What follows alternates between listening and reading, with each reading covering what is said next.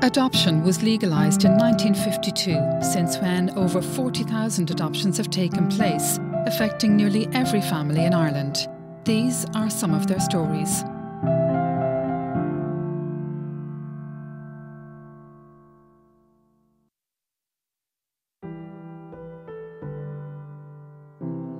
In 1970, Pat Gary met and fell in love with Pauline McHugh. I can remember where I first seen her. It was at a dance in the Longford Arms. She was dancing with a friend of mine. When we'd be dancing or that, you'd always make a point of bumping someone you knew, you know, sort of purposely hit them a bump as you were dancing. And I got this bump and all I seen was her. And she had this huge grin on her face. In hindsight now, it was love at first sight. We had a long and a happy courtship, I suppose you'd call it, until she got pregnant. To be pregnant at that stage, 1969-70, it was just unheard of. We didn't tell anyone. No, we didn't want to tell anyone. Even her own family didn't know, her own sister didn't know it. I suppose in one sense we were ashamed more than anything else. We both knew what adoption was at the time, and it was a kind of an open and shut thing, black and white, that you didn't sort of hang on, you know, once you shut the door, that was it. Pat and Pauline got married a year later and subsequently had 5 more children. When the rest of my family came along, as they were born, it seemed to fade. I don't know if it's right to say this, but as if it didn't happen. She would remember her birthdays. I can only remember, I think, the first one or the second one, because she was upset. After a short illness, Pauline passed away. She was just 35. I could feel her saying, "I'm sorry." I felt that. And then I remember thinking, what did I do to deserve this? What did I do wrong? And I thought then, well, giving up the baby. So I had 5 of them.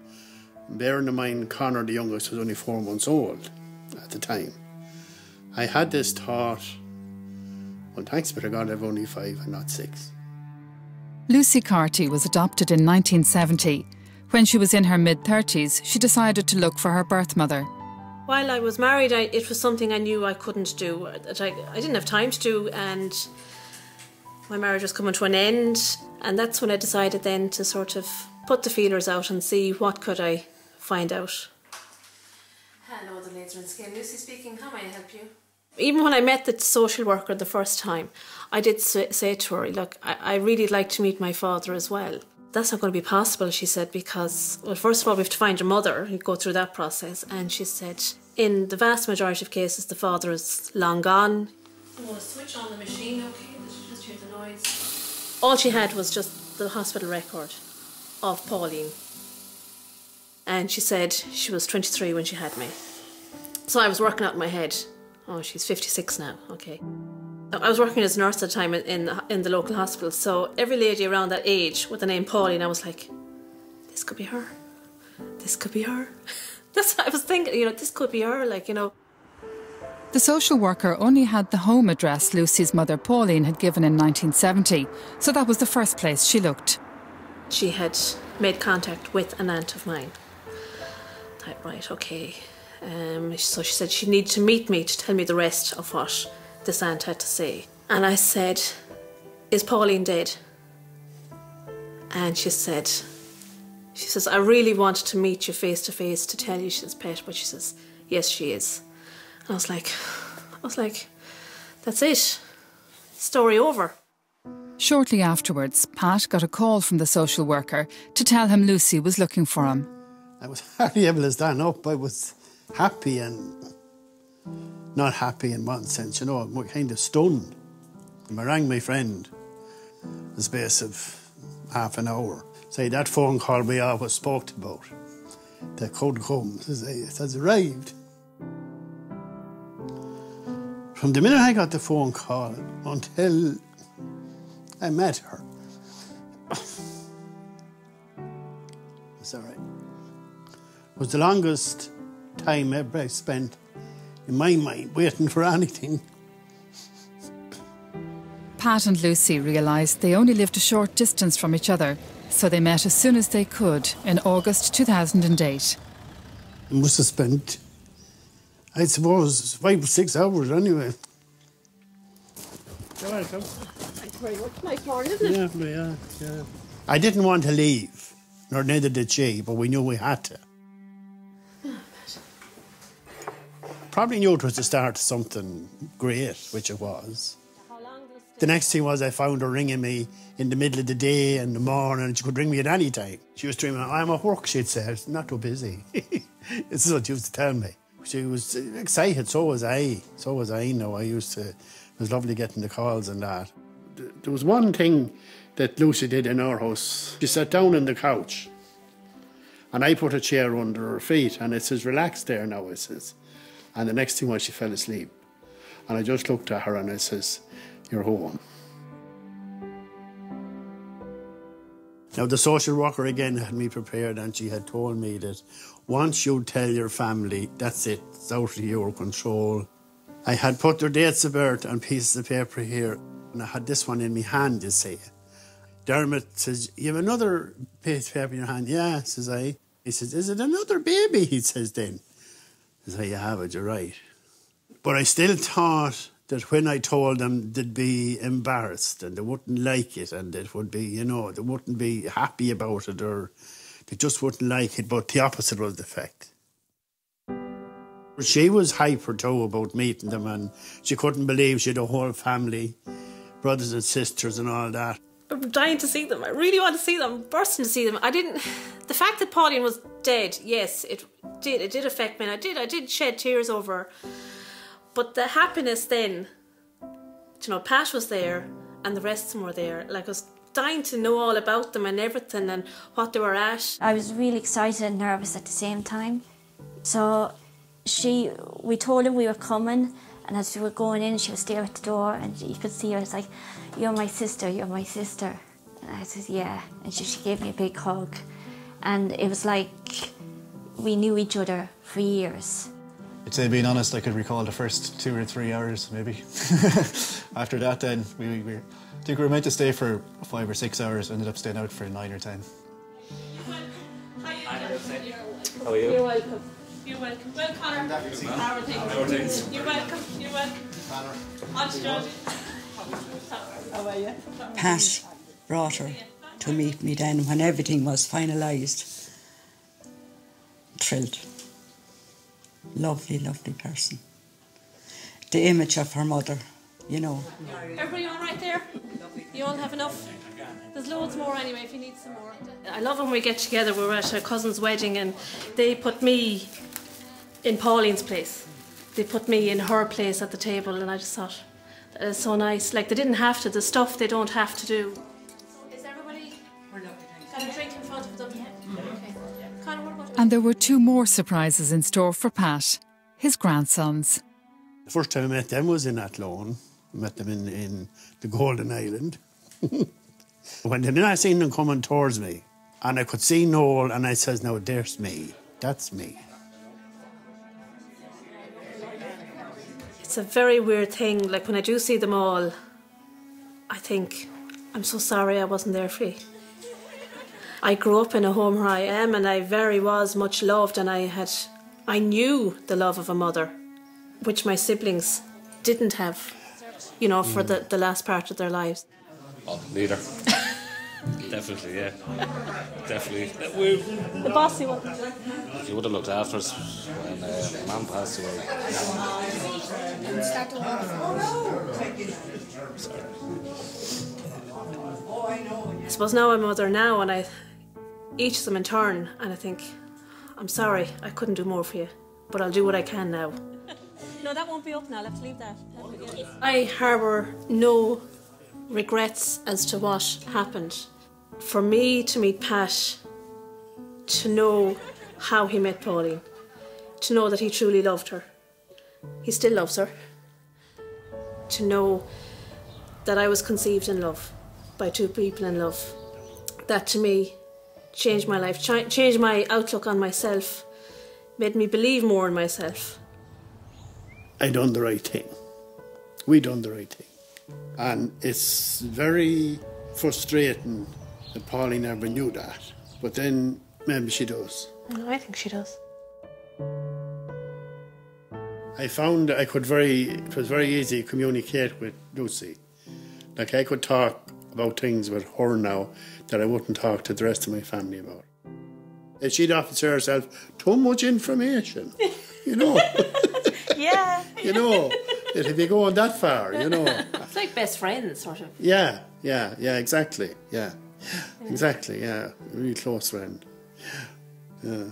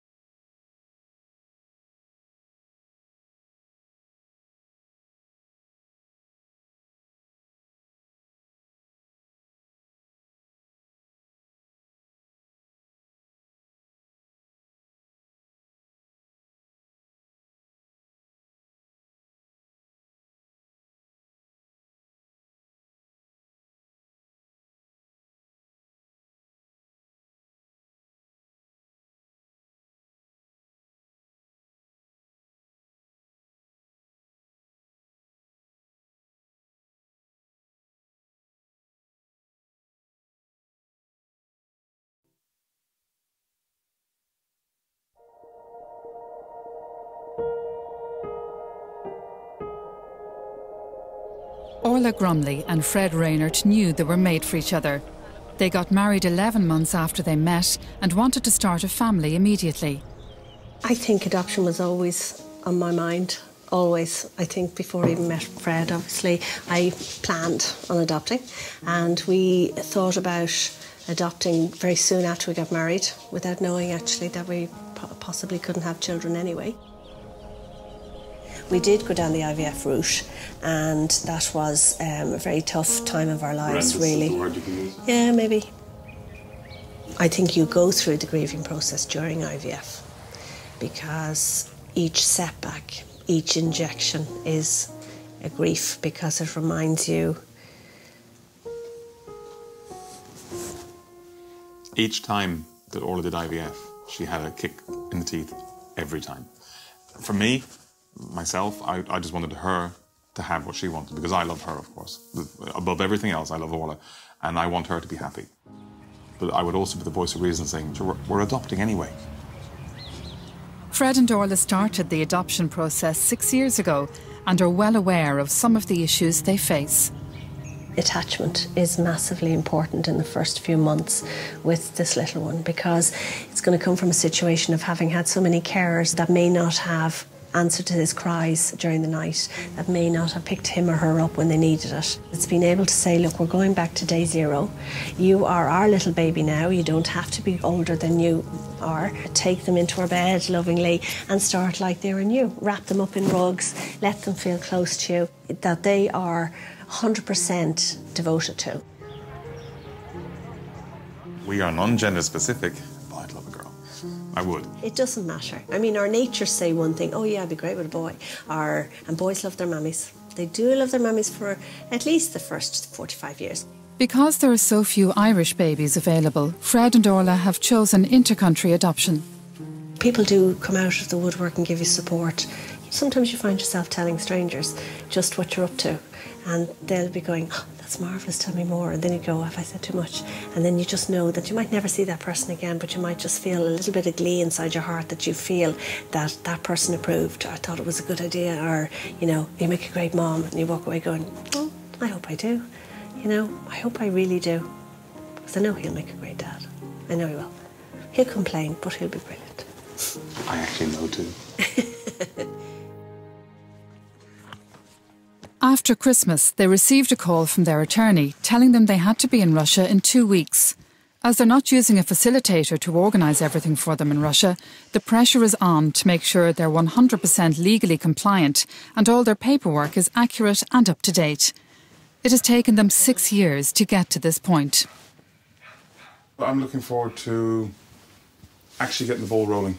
Because up till now it's all been HSE stuff, it's been Ireland, it's been paperwork, it's been homework, it's been home studies, it's been this, it's been that. Now it's actually starting to feel like it's actually adoption, you know. Yeah, we have to expect that there's a good wait ahead of us still, like at least another 6 to 8 months to a year, maybe even longer, depending on the lists. So we're just going to go with an open mind, open heart, and just see, you know, where it brings us. I just don't know which suit I'm actually going to take, because I've got the trousers from one, jacket from the other. This first meeting is vital. If anything goes wrong, they can go no further. This is a one shot. This is where This we're is going. one shot. Yeah. It's the risk you take. It's as simple as that.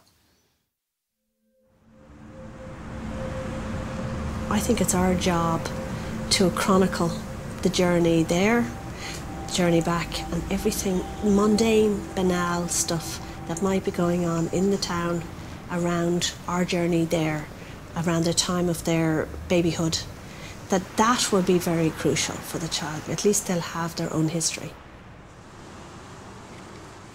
Do you want me to do that? No. No? Actually, if you turn it the other way. It's pretty. Orla and Fred's attorney has advised them to look their best when they meet the Department of Education, as they'll be judged on their appearance before being approved for adoption in Russia. This is me being honest. It's a case of, you don't have to do this much.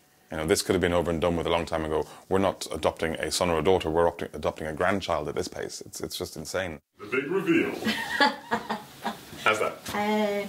Bit big on the shoulders, but it'll do for today. They aren't my shoulders. Yeah, I know, but I'm just wondering if I could sit up a bit higher there, but it's fine, it'll do the job.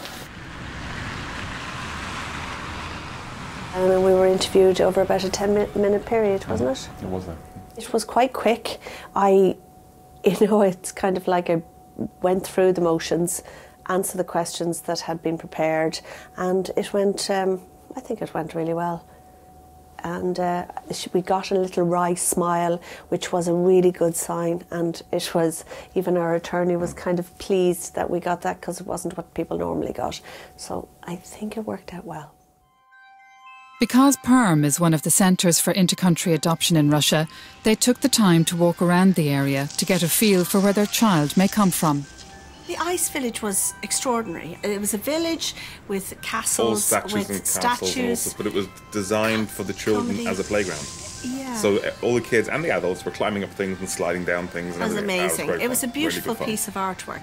And so people, you know, they really loved their children, and when they brought their children around, they were like beautifully dressed. They were, you know, maybe 1 or 2 children per person. They were like marshmallow kids. They were all, all these outfits they were fully kitted. And I know one stage I said, you know, we're in the city. That could be where the child is already born. Now that they're finished in Perm, they have to keep to a very strict schedule to make their next meeting 500 miles away.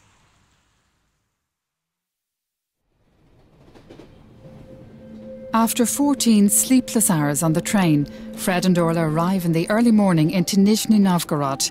There, they'll present themselves to the Department of Education, much as they did in Perm. Okay, so we're due to arrive in Nizhny Novgorod very shortly.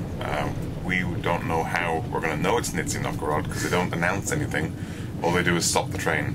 People tend to get off, nobody speaks any English still, and we're kind of going, oh, we kind of hope this is the right stop. At the meeting, the authorities in Nizhny told them the process would take a long time, but they were given a glimmer of hope. They give you the worst scenario, which is 2.5 years. It's most likely to take longer for a girl, and for a boy, or for non-gender specific, it could be, our feeling from our attorney and our translator, it could be a lot sooner than 2.5 years, but they have to give you that eventuality, so as not to raise your hopes. I would probably think when we were leaving, the translator said, I'd look forward to maybe seeing you in the summer, which made me think maybe 6 months. who knows? Many children in orphanages in Russia are there as a result of their parents' poverty. Back in Dublin, Fred and Orla have heard the Russian government is starting a scheme to support families financially, so children don't have to be adopted outside the country. However, this could cause their adoption to be delayed. It was only about a week ago we got our letter from NIDSNI to say that there aren't any children under the age of 18 months old under the criteria we've requested. And we have been thinking genuinely about an older child, haven't we, in the last, a little bit older, We've 2 and 3. discussed it. We've discussed But it. the problem is, even to go back and say to the attorney and say, OK, we'd like to make the age older or make a broader spectrum or something, you have to go through a whole load of And I don't think we could go through that stuff again. because you have to go back to the HSE and change your thing again. That means you're changing all your paperwork all over again. It has to be notarised, apostilled, and back over it, and then you just have to go and represent again. And people forget the in costs agencies. attached to all this. And at the end of the day, it's not an endless pot. Oh, this is too much excitement. Go. Sucker! What we've been told Yeah. is it could happen at any moment. Okay, this is the attorney, and you must be ready to go when they give the signal. But from the Russian side, they're saying it could be a very long time. But again, they won't give any warning because literally, like, okay, you need to appear in 3 weeks' time. Roll for Russia. Yes, dance for Russia. Yes. You can imagine the emotional roller coaster that you'll be on in that time frame, waiting here in Ireland, while you know your child that's now for you and you're for it, him or her, is in Russia. And you're sitting there waiting to go that whole journey again. You'll have connected on every level. Like, you'll just have been involved and you'll be going, I just want to pick this child up and go. Even though the adoption from Russia might take a little bit longer, Fred and Orla aren't giving up hope. I think in life it could happen. I just have this inkling that sometime in our lives we will have Kidnap children. something. We will have children around us, and I'm not sure what way that'll be, but Kidnap. I just feel it. And We're going to be those crazy people with shopping trolleys. It may not be in the traditional sense. It may be just in an unorthodox sense. But we've always been a little bit unorthodox anyway. Do you think? Yeah, I think. Yeah.